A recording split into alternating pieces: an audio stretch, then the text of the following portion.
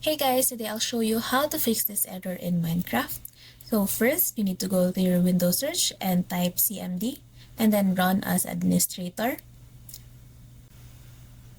Then once you're here, just type ipconfig space / flush DNS and then wait for it to successfully be finished and then just close this tab.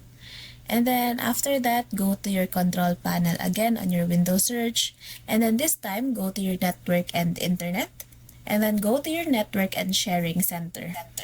Once you're here, just click on change adapter settings and then right click on your Wi-Fi and go to properties. And then in here, just make sure your IPv6 is disabled and then go to your IPv4 and click properties.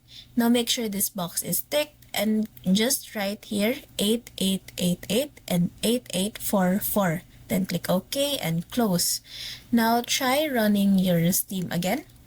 Now if it doesn't work, go to your Windows search again and type Windows Defender Firewall. Then just click on the allow an app or feature through the Defender Firewall. And once you're in this list, just go ahead and find Minecraft and Minecraft Launcher. Make sure that these boxes are checked. Now if they aren't checked, just go and enable this one as well as the private and public boxes. Also make sure that your Java is enabled as well as private and public.